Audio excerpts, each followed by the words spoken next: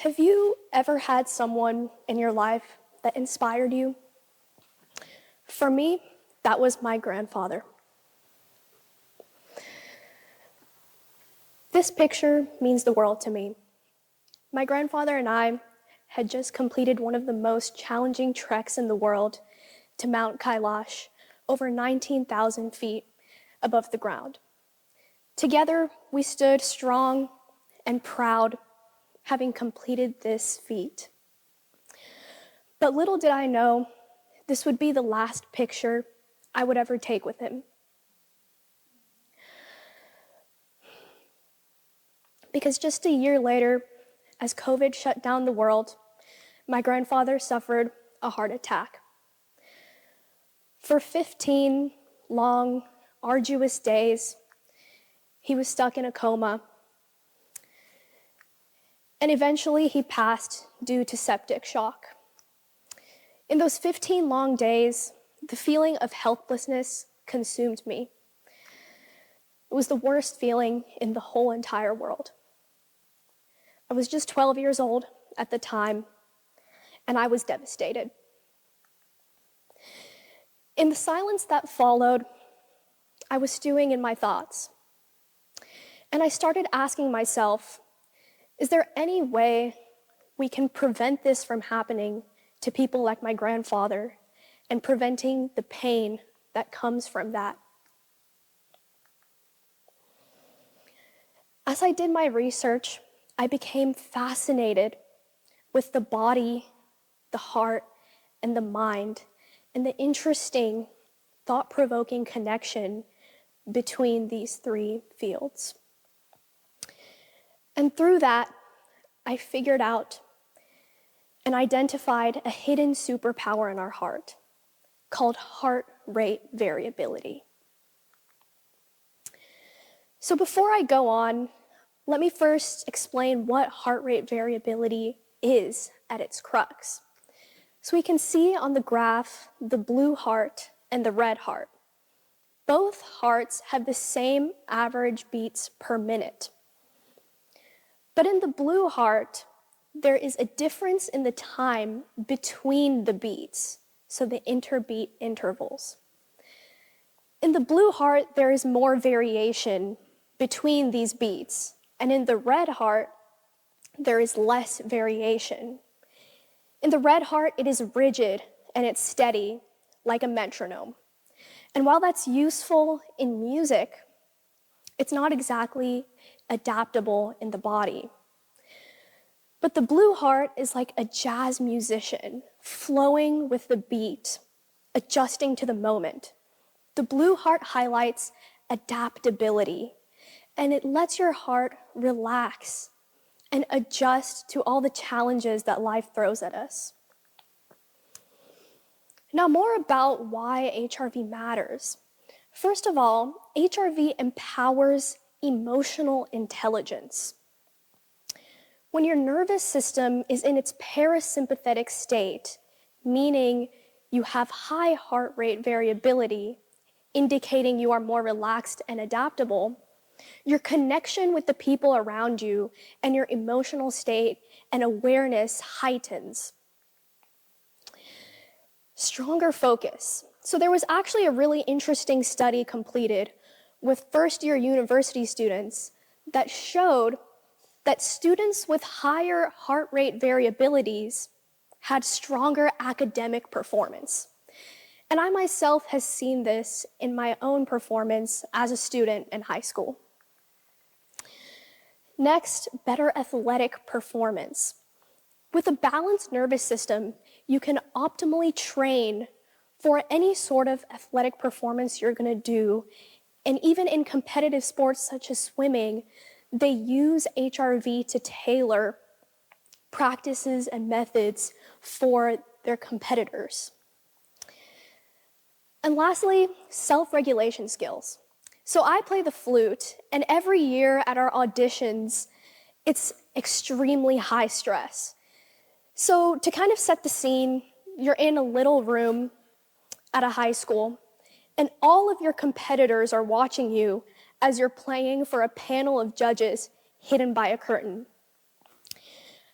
you start to become super nervous. I've seen people have panic attacks when they're here, and I myself was extremely nervous when I would do this. My breathing would quicken, my hands would sweat. I would look at the notes and I'd just see blobs. But as I started implementing practices to help my HRV increase, my chair placements increased in number, but also I felt good and I felt joyful performing for a crowd. I started to really, really love it. So in my process and my journey through research, I created a machine learning model that could predict early signs of sepsis using heart rate variability, as inspired by what happened to my grandfather.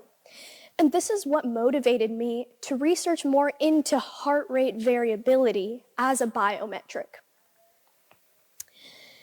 And so I found the HeartMath Institute, which has been doing heart rate variability research since the 1980s.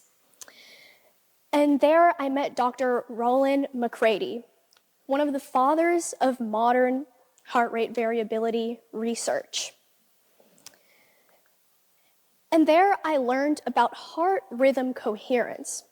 So in the graph, we can see in the coherent state, the heart rhythm is like a sine wave, very steady and like the waves of the ocean. But in incoherence, it is a barrage of chaos. And this connects to our emotional states. So we can see that gratitude, feeling calm, feeling excited, correlates with coherence. And coherence also means high heart rate variability. And so that's what reminded me of what my band director has told me numerous times in our band. He always says it takes a lot more energy to be angry than to be nice.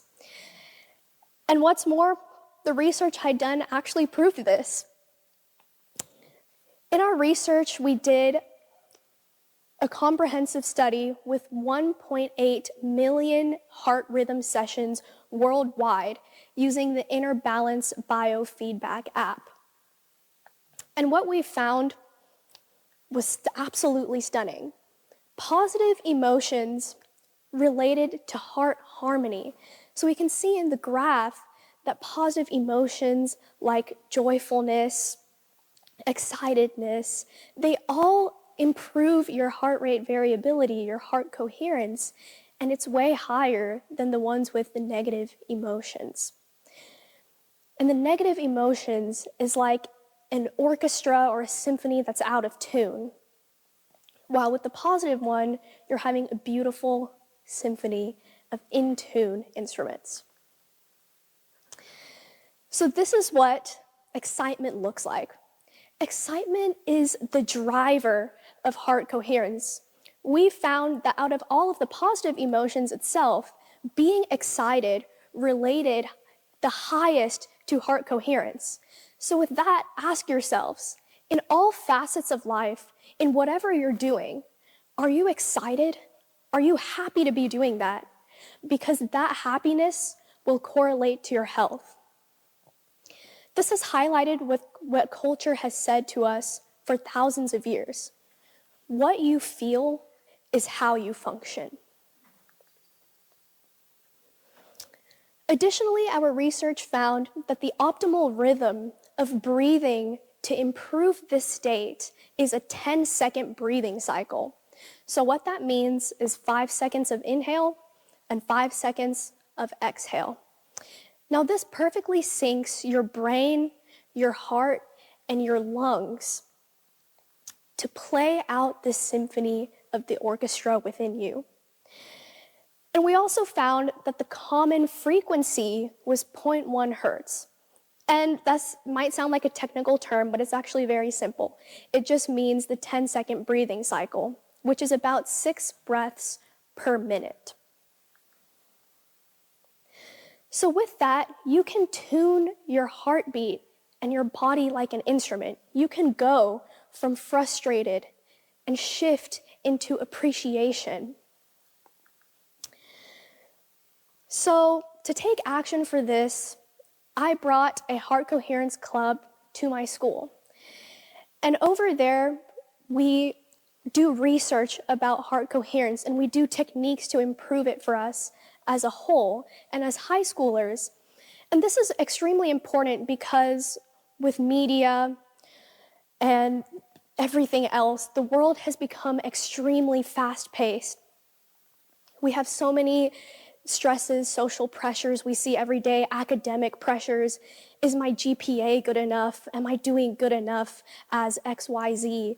And so to get rid of this, I've set up a support group at our school that helps students that are struggling with anxiety and depression.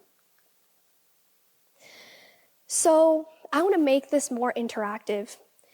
We are going to implement a heart coherence practice in real time.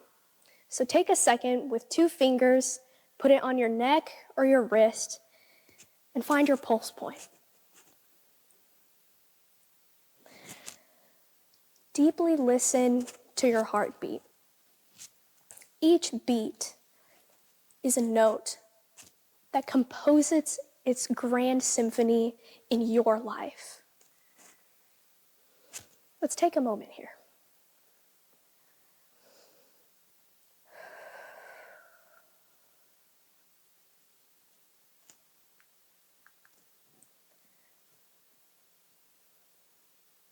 Now, to take this a step further, breathe in for about 5 seconds and breathe out at a pace that's comfortable for you. As you do this, focus your attention in the area of the heart. Imagine that your breath is flowing in and out of the heart and chest area, breathing slower and deeper than usual. And as you do this, find a rhythm that is comfortable for you. Right now, you're putting your body in sync with your mind. As you're doing this, activate and sustain a regenerative feeling of care, love, and compassion. You can think about a happy memory, someone you love, and sustain that feeling.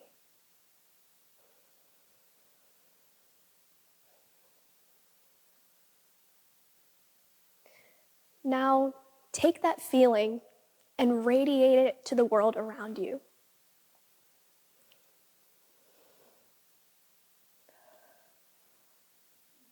Do you guys feel more relaxed? Yes. So that is actually one of the techniques that's been proven to improve your heart rate variability. And what's so stunning about this is that HRV isn't something set in stone. It's something that you can change, no matter your age, no matter where you're from.